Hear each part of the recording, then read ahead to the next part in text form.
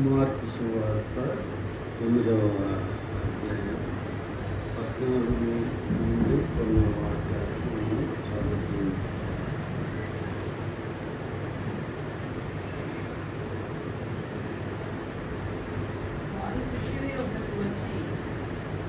చాలా వాక్యాలు ఉన్నాయి. వారు శిష్యుల వద్దకు వచ్చి వారి చుట్టూ బహుజనులు కూడి ఉండుటయు శాస్త్రులు వారితో తర్కించుటయు చూచి, వెంటనే జనసమూహం అంతయు ఆయనను చూచి మిగుల విభ్రాంతి నొంది ఆయన యొద్దకు పరిగెత్తుకొని వచ్చి ఆయనకు వందనం చేసిరి. అప్పుడు ఆయన, మీరు దేన్ని గూర్చి వారితో తర్కించుచున్నారని వారిని అడుగగా, జనసమూహములలో ఒకడు, బోధకుడా, మూగదయ్యం పట్టిన నా కుమారుణ్ణి నీ యొద్దకు తీసుకొని వచ్చితిని. అది ఎక్కడ వాణ్ణి పట్టునో అక్కడ వాణ్ణి పడద్రోయను. అప్పుడు వాడు నురుగు కార్చుకొని పండ్లు కొరుక్కొని మూర్ఛిల్లును. దాన్ని వెళ్ళగొట్టుడని నీ శిష్యులను అడిగితిని, కానీ అది వారి చేత కాలేదని ఆయనతో చెప్పాను.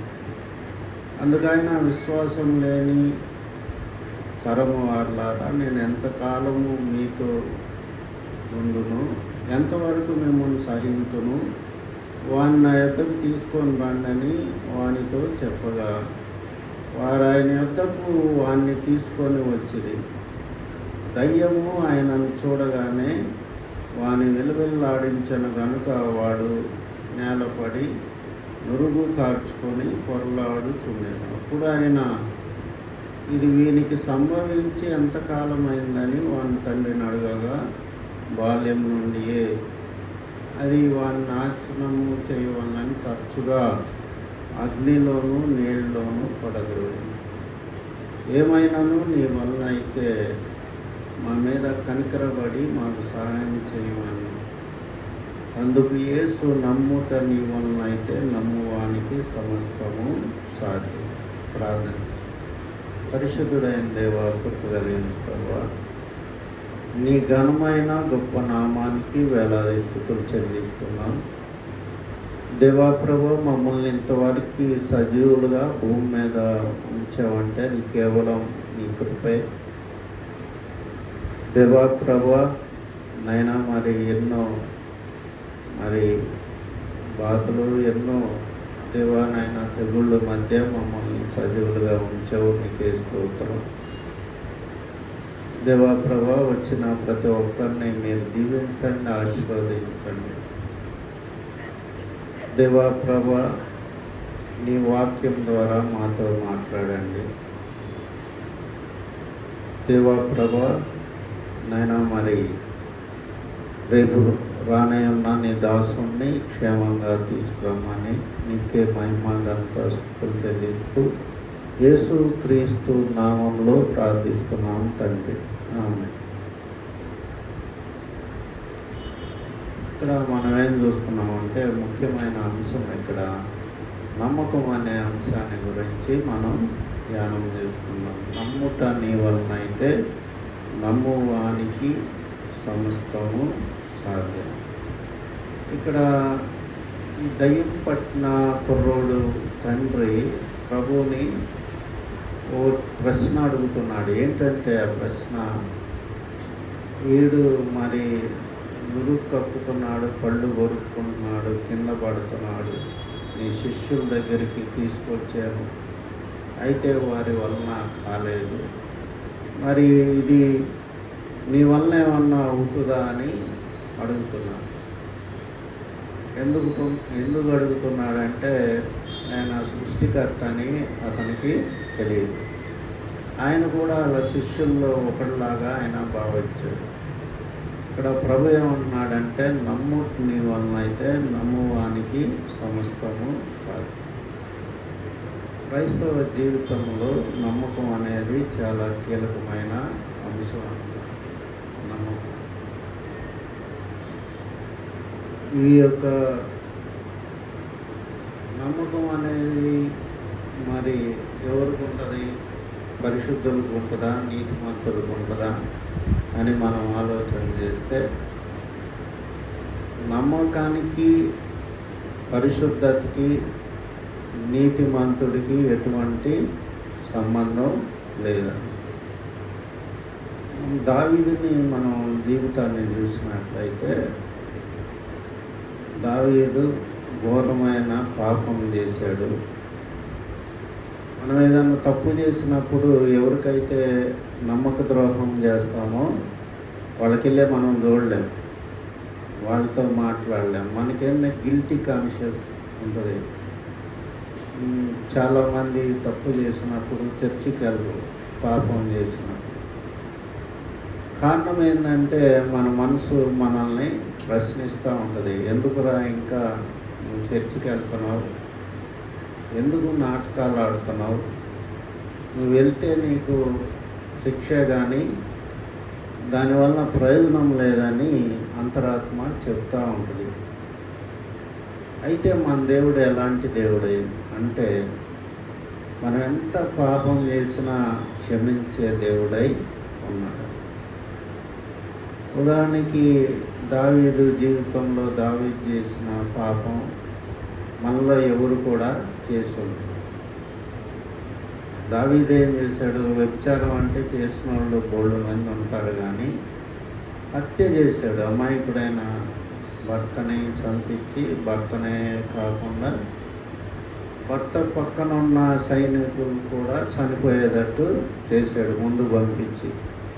ఒక్కడే పోడు కదా యుద్ధానికి, భర్తతో పాటు అనేక మందిని పంపించి తను చేసిన పాపాన్ని కప్పిపుచ్చుకోవటానికి ఒక భయంకరమైన విలన్ పాత్ర దావీదు పోషించాడు.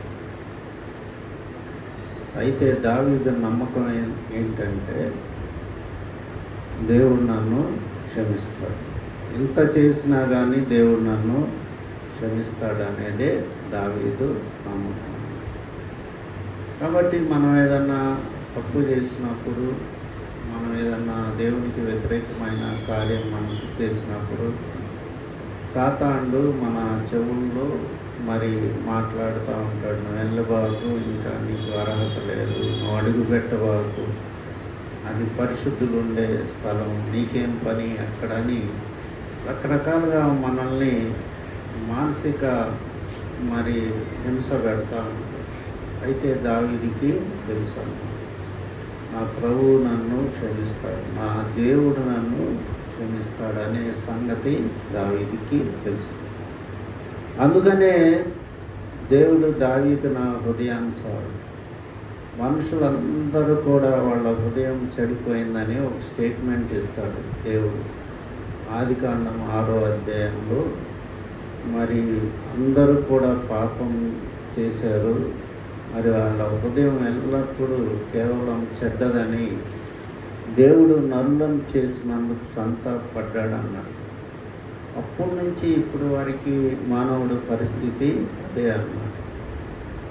రకరకాలుగా మరి అబద్ధాలు ఆడుతూ ఉంటాడు, తప్పులు కవర్ చేసుకోవడానికి ప్రయత్నం చేస్తూ ఉంటాడు.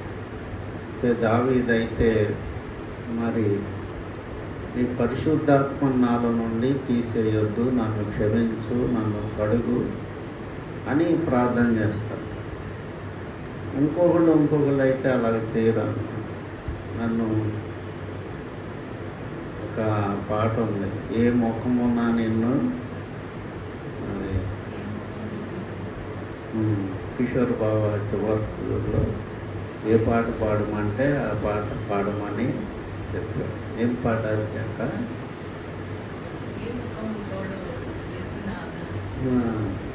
ఏ ముఖంతో నిన్ను చూడాలి దేవా అన్నట్లు ఉంటుంది దాని మీనింగ్. కాబట్టి మనం తప్పు చేసినా కానీ, అందుకనే దేవుడిని అత్యంత కృపా కనికరం కలిగిన దేవుడు అని ఆయనకి పేరు ఉందన్నమాట. అత్యంత కృపా కనికరం, అది మనం జీవించున్నప్పుడే ఆ కృపా కనికరాన్ని మనం ఉపయోగించుకోవాలన్నమాట. చనిపోయిన తర్వాత ఆ కృపా కనికరం అనేది మనకి ఉండదు. అత్యంత కృపా కనికరం ఎప్పుడు ఉంటుందంటే, మనం బతుకున్నంతకాలం అత్యంత కృపా కనికరం ఉంటుంది. ఆయన కృపా సింహాసనం దగ్గరికి వెళ్ళటానికి మనకి ధైర్యం ఉంటుంది అన్నమాట. కాబట్టి మనం మరి ఎప్పుడు కూడా దేవుడు నన్ను మర్చిపోయాడు, నాకు దూరం అయ్యాడు, నాకు నా ప్రార్థన ఆలకిష్టం లేదు అని మనం అనుకోవటం అనేది మన తప్పు అన్నమాట. ఇక్కడ ప్రభు ఏం చెప్తున్నాడంటే, దయ్యం పట్టిన అతని తండ్రికి ఏం చెప్తున్నాడంటే, నువ్వు నమ్ముతున్నావా అని అడుగుతాడు. అందుకు యేసు ఇది నీ వలన అవుద్దా అని ఆయన ప్రభువుని అడిగినప్పుడు, యేసు నమ్ముట నీ వలన అయితే నమ్మువానికి సమస్తము సాధ్యము. ప్రతిదీ కూడా మనం నమ్మాలన్నమాట. చాలామంది ఏమనుకుంటారంటే, నాలో పాపాలు ఉన్నాయి, నాలో తప్పులు ఉన్నాయి, నా ప్రార్థన దేవుడు ఆలకించడు, మరి నాకు జవాబు రాదు అని అనుకుంటారు జనరల్గా మనం చేసే పనులను బట్టి. కానీ దేవుడు అలాంటి దేవుడు కాదు. దేవుడు సిలువలో తొంగని, దేవుడి యొక్క బైబిల్ చదువుతూ ఉంటే ఆయన యొక్క క్యారెక్టర్ మనకి అర్థమవుతూ ఉంటుంది. సిలువలో దొంగని కూడా ఆయన ఎవరిని కూడా ఇంతవరకు ఆయన దగ్గరకు వచ్చిన వాళ్ళని ఆయన ఎందుకు వచ్చావని క్వశ్చన్ చేయలేదు.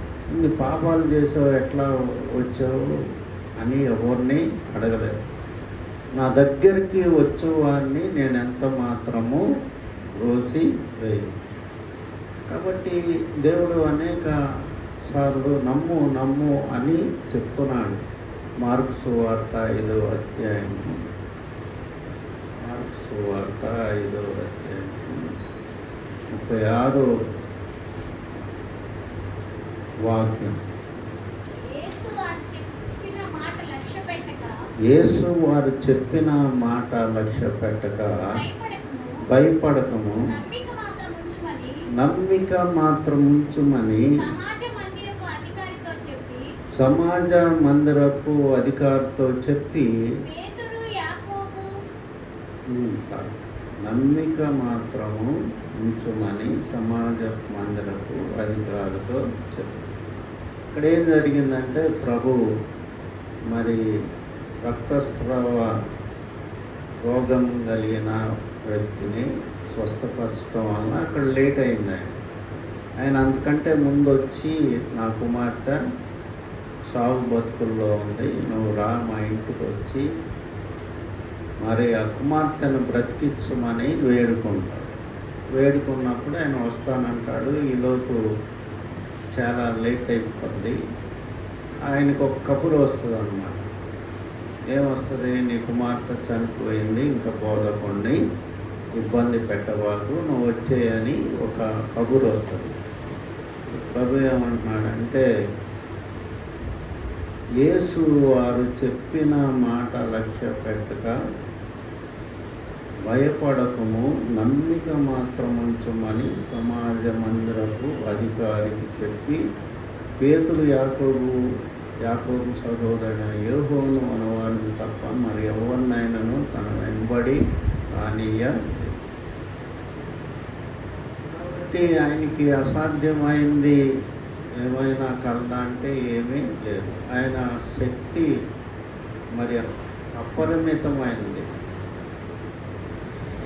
ఆయన యొక్క శక్తి, ఆయన పవరు, మరి ఆయన భూమిని ఆకాశాన్ని సృష్టించిన దేవుడని హెబ్రీయులకు రాసిన పత్రిక 1వ అధ్యాయం 2వ వాక్యంలో మనం చూస్తాం. ఆయన వలన ప్రపంచములను నిర్మించి, కాబట్టి సూర్య చంద్ర నక్షత్రాలని సృష్టించిన దేవుడు ఒక చనిపోయిన వ్యక్తిని లేపటం అంటే ఆయనకి చాలా సులువైన సంగతి అన్నమాట.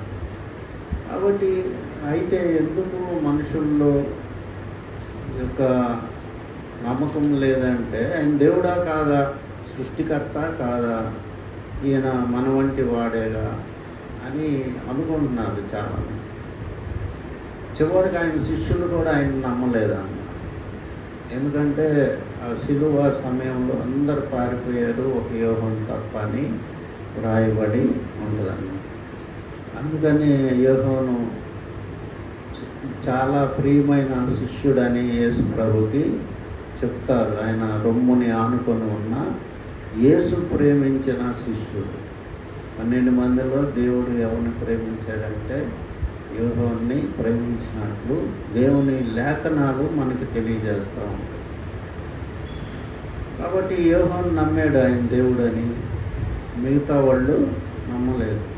ఒక శక్తిహీనుడని అనుకున్నారు, ఒక ప్రవక్త అనుకున్నారు. అనేక ఆశ్చర్య కార్యాలు, అద్భుత కార్యాలు. సాతాను యొక్క గొప్పతనం ఏంటంటే మన జీవితంలో అనేక ఆశ్చర్య కార్యాలు, అద్భుత కార్యాలు జరిగినా కానీ అవి గుర్తు రాకుండా చేస్తుంది అన్నమాట. ఈసారి దేవుడు ఈ పని చేయగలడా అనే ఆలోచన మనకి పుడతా ఉంటుంది. ఇశ్రాయేల్ కూడా మరి వాళ్ళు 78వ కీర్తనలో మనం చూస్తాం, దేవుడు ఇంతమందిని పోషించగలడా అని వాళ్ళు ప్రశ్న వేస్తారు.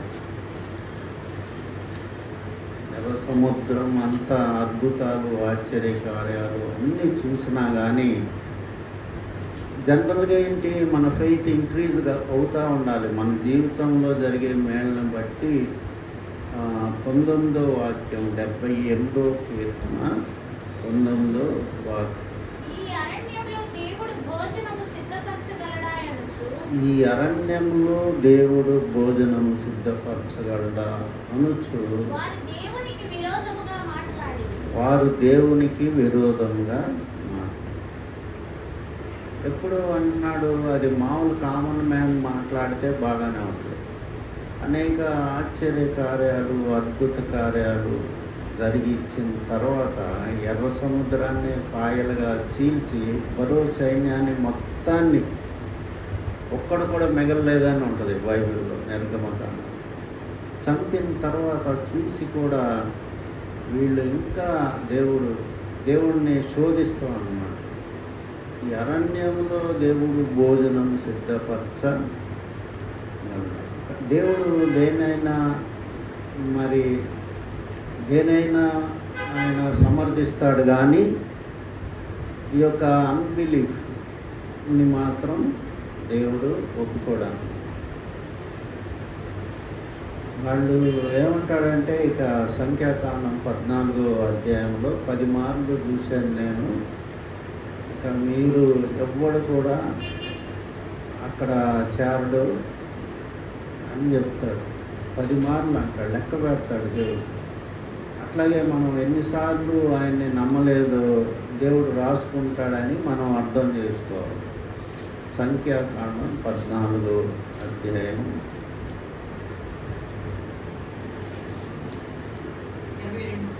22.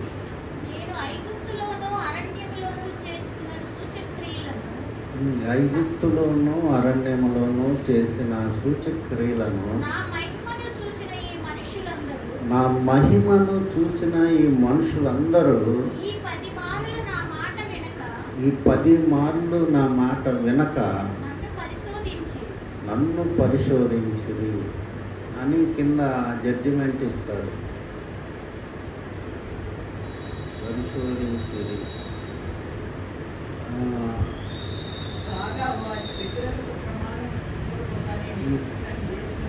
23వ వాక్యం, కాగా వారి పితరులకు ప్రమాణపూర్వకముగా నేను ఇచ్చిన దేశము వారు చూడక మరి నన్ను అలక్ష్యం చేసిన వారిలో ఎవరు దాన్ని చూడరు. కాబట్టి దేవుడు ఒక తీర్పు ఇచ్చాడు. ఎప్పుడు ఇచ్చాడు? 10 సార్లు తర్వాత ఇచ్చాడు. కాబట్టి ఇది దేవుడు చేయగలడు అని నమ్మటమే విశ్వాసం. మనం భక్తిని బట్టి దేవుడు కార్యాలు చేయడు, మన పరిశుద్ధతను బట్టి దేవుడు కార్యాలు చేయడు, మన నీతిని బట్టి దేవుడు కార్యాలు చేయడు. దేన్ని బట్టి చేస్తాడు? మన నమ్మకాన్ని బట్టి దేవుడు కార్యాలు చేస్తాడు. అతనికి దేవుడు ఏం చెప్తాడంటే, దయ్యం పట్టిన మరి కుర్రోడి తండ్రికి నమ్ముని వలన అయితే నమ్మువానికి సమస్తము సాధ్యమా. ఆయన ఏమంటాడు, అపనమ్మకం రాకుండా నాకు సహాయం చేయమంటాడు. ఇది గొప్ప ప్రార్థన అన్నమాట. మనం శరీరంతో ఉన్న వాళ్ళకి ప్రతి ఒక్కళ్ళకు కూడా దేవుణ్ణి పూర్తిగా నమ్మలేమన్నమాట. ఆయన ఆశ్చర్య కార్యాలు, అద్భుత కార్యాలు చేసే దేవుడు. 136వ కీర్తనలో ఆయన చేసిన ఆశ్చర్య కార్యాలన్నీ కూడా ఉంటాయి అన్నమాట. అది ఎప్పుడు నేను కంటకు పెట్టి మనసులో ధ్యానం చేస్తాను. 136వ కీర్తన. యెహోవాకు కృతజ్ఞతాస్తుతులు చెల్లించుడి అని ఉంది. ఆయన కృప నిరంతరం ఉన్నారు. కాబట్టి ఆయన చేసిన ఆశ్చర్య కార్యాలన్నీ దాంట్లో ఉంటాయి. అందువలన ఎప్పుడు కూడా మనకి అపనమ్మకం కలిగినప్పుడు దేవుడు నిన్న నేడు రేపు మారిన దేవుడు అని హెబ్రీయుల గ్రంథంలో ఉంటుంది అన్నమాట. ఎప్పుడు ఒకే రీతిగా ఉండే దేవుడు. చాలామంది స్వస్థతలు లేవు అని బోధ చేసేవాళ్ళు కూడా ఉన్నారు. పీడి సుందరరావు అంటే. కానీ ఎంతోమంది సాక్ష్యాలు మనం వింటున్నాం దీంట్లో, యూట్యూబ్లో. దేవుడు ఎట్లాగా క్యాన్సర్ వ్యాధిని తగ్గించాడు, ఎట్లాగా ఆశ్చర్య కార్యాలు చేశాడు. మనం నమ్మలేని గొప్ప విషయాలు. అన్నిటికంటే ముఖ్యంగా దేవుడి దగ్గర నుంచి మనకు దొరికేది ఏంటంటే నెమ్మది, పీస్ అనేది మనకి దొరుకుతుంది. మనం ఒక సేవకుని పిలుస్తున్నాము రేపు 15వ తారీఖు. ఆయన మరి 3 తరాలుగా ఫ్యాక్షనిస్టు, ఎన్నో హత్య రాజకీయాలు చేసినాడు. చాలా డబ్బు కూడా ఉన్న అతను. సినిమా హాలు అన్నీ కూడా ఉన్నాయి. మరి అతను చెప్పింది ఏంటంటే, మాకు ఆస్తులు గీస్తులు ఇప్పుడు అన్నీ కూడా నేనే ఖర్చు పెడుతున్నాను దేవుని సేవకు. దేవుడు అన్నిటికంటే ముఖ్యంగా ఇదివరకు మాకు డబ్బు ఉండేది, అంగబలం ఉండేది, అన్నీ ఉండేవి, కానీ నెమ్మది అనేది మాకు లేదు. ఇప్పుడు దేవుడు మాకు నెమ్మది ఇచ్చాడు. అందువల్ల మనం నమ్మితే దేవుడు ఏదైనా కానీ మన జీవితంలో చేయగలడు. ఆయన రోమేలకు రాసిన పత్రికలో 4వ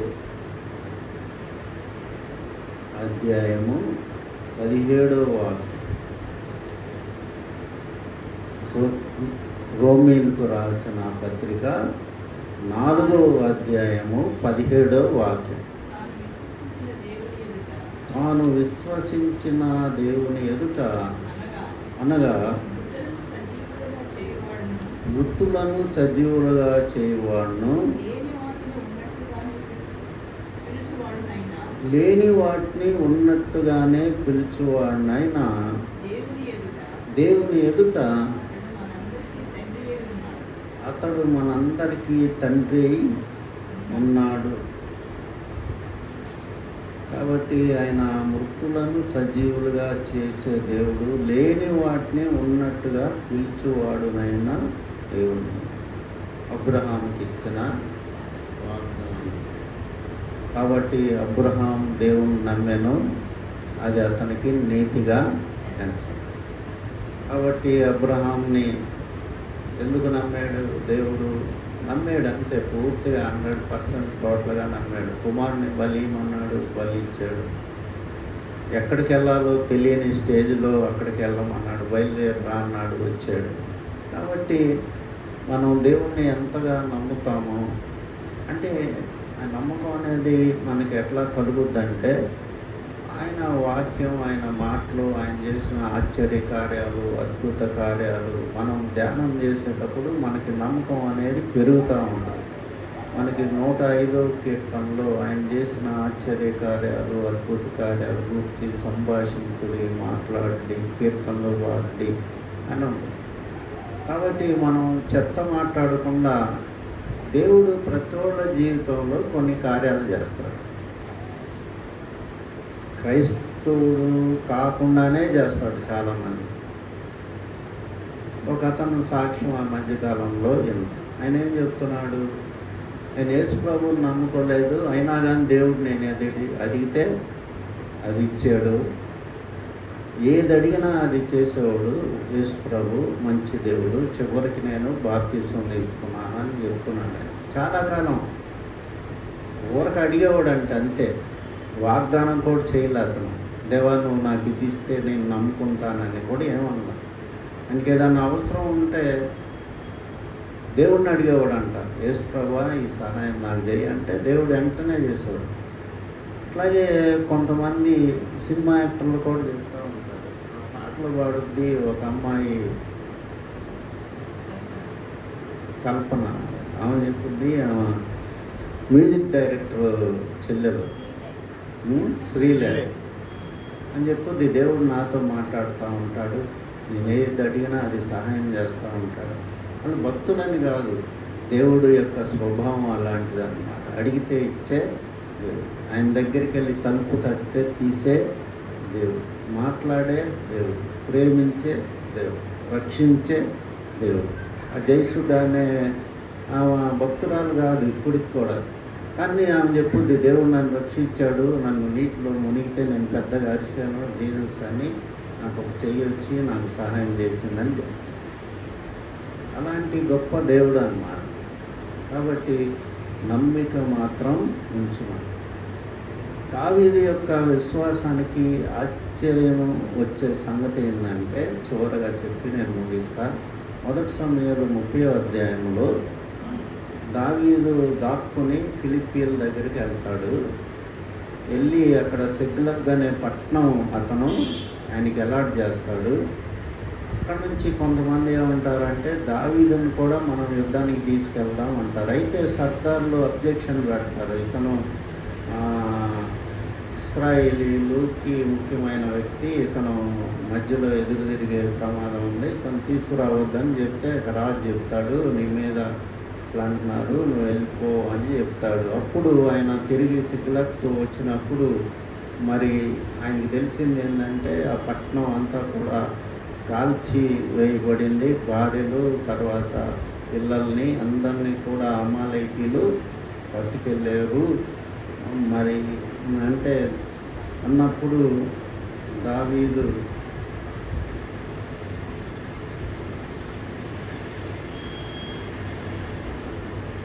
మూడవ వాక్యం నుంచి చదువుదాం. 30వ అధ్యాయం 1 సమూయేలు.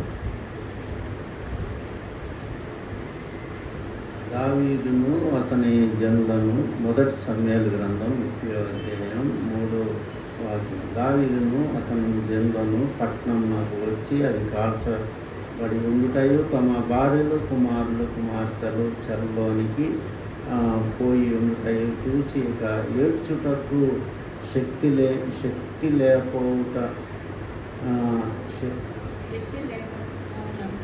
శక్తి లేకపోవనంత బిగ్గరగా ఏడ్చేది.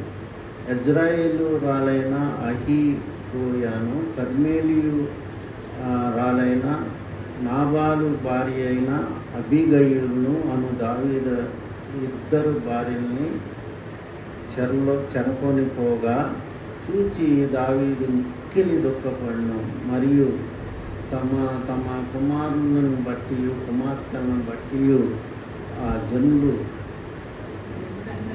జనులందరికీ ప్రాణం విసికినందున రాళ్ళు రువ్వి దావీదును చంపుదాం రండని వారు చెప్పుకొనగా, దావీదు తన దేవుడైన యెహోవాను బట్టి ధైర్యము తెచ్చుకోండి. ఎంత నమ్మకం చూడండి. అసలు ఎవరన్నా ఊహిస్తారా అసలు ఇట్లాంటి కార్యం జరిగితే? ఇట్లాంటి కార్యం వచ్చిన వాళ్ళు మామూలు వాళ్ళు కాదు. అమాలేకీయులు అంటే వాళ్ళు చాలా శరీర దారిద్ర్యం కలిగిన వాళ్ళు. ఒక సమయంలో ఇశ్రాయేలీలనే వాళ్ళు చంపిన వాళ్ళు. అలాంటి అమాలేకీయులు వచ్చి వీళ్ళ భార్యల్ని పిల్లల్ని తీసుకెళ్ళి మొత్తం కాల్చేసి వెళ్ళిపోయిన చాలా సేపుడికి దావీదు తన దేవుడైన యెహోవాను బట్టి ధైర్యము తెచ్చు. దేవుడిని అడుగుతాడు వెళ్ళి, మేము వాళ్ళని పట్టుకోగలమా అని అడిగినప్పుడు మరి దేవుడు చెప్తాడు, నిశ్చయంగా నువ్వు నిశ్చయంగా అనే మాట అక్కడ బైబిల్లో రాయబడి ఉంది. నిశ్చయంగా వాళ్ళు నువ్వు పోగొట్టుకున్నదంతా కూడా నువ్వు పట్టుకోగలవని దేవుడు మాట్లాడు. కాబట్టి ఇక్కడ దావీదుకున్న విశ్వాసం అన్నమాట. బహుశా ఇంకొకళ్ళు అయితే హోప్స్ వదులుకుంటారు. ఇక అసలు ఎట్టి పరిస్థితుల్లో మన భార్య బిడ్డలు అనేవాళ్ళు మనం తెచ్చుకోలేము అనుకుంటారు. ఆ రోజుల్లో ఏంటంటే మనుషులు దొరికితే చంపేస్తారు. అందంగా ఉన్న వాళ్ళని ఒకళ్ళిద్దరిని విడిచిపెట్టి మిగతా వాళ్ళందరినీ చంపుతారన్నమాట. అయితే దావీదు తన దేవుడైన యెహోవాను బట్టి ధైర్యము తెచ్చుకున్నాడు. అందుకనే దావీదంటే దేవుడికి అంత ఇష్టం అన్నమాట. అంత ఇష్టమైన పరిస్థితుల్లో కూడా దేవుడిని విడిచిపెట్టాడు. దాక్కున్నాడు కానీ అడవుల్లోకి పోయి సౌలు చంపుతాడని, సౌలు దొరికినా కానీ 2 సార్లు చంపల. యెహోవా అభిషేకించిన వ్యక్తిని నేను ముట్టుకొను అని చెప్తాడన్నమాట. కాబట్టి అంత ప్రిన్సిపల్స్, అంత స్టాండర్డ్స్ ఉన్న వ్యక్తి కాబట్టి దావీదు అంత పాపం చేసిన ఆ శత్రువు యెహోవాను దూషించుటకు కారణమైనా కానీ దేవుడు దావీదుని క్షమించి మళ్ళీ దావీదు ఎక్కడ కూడా పాపం చేసిన తర్వాత కూడా ఎక్కడన్నా ఓడిపోతాడేమోనని బైబిల్ చదివా నేను. ఎక్కడ కూడా దావీదు ఓడిపోయినట్లు లేదు. కాబట్టి మరి నమ్ముట నీ వలనైతే నమ్మువానికి సమస్తము సాధ్యం. మార్క్స్ వార్త 10వ అధ్యాయంలో కూడా బర్తలోమి అనే గుడ్డివాడి దగ్గరికి వచ్చి, ఇది నేను చేయగలిగినన్ని నువ్వు నమ్ముతున్నావా అని ప్రభు అంటాడు. కాబట్టి దేవుడి మీద నమ్మకం ఎందుకు పెట్టాలి? మనం పరిశుద్ధులం అని కాదు, నీతిమంతులం అని కాదు. దేవుడు కాబట్టి మనం నమ్మాలంతే. ఆయన తండ్రి లాంటి వాడు. మనం ఎన్ని తప్పులు చేసినా కానీ ఆయన హృదయంలో పెట్టుకొని మనం ఆశీర్వదించే దేవుడు. కాబట్టి నమ్ముని వలనైతే నమ్మువానికి ఏ సమస్య అయినా ఏదైనా దేవుని నమ్మితే దేవుడు ఒక మాట అంటాడు, ఈ పర్వతం చూసి నువ్వు విశ్వాసంతో పోయి సముద్రంలో పడమంటే పడుద్దా. కాబట్టి పర్వతం అంత సమస్యలను కూడా దేవుడు తీసివేయగలడు. ప్రార్థన చేస్తాం.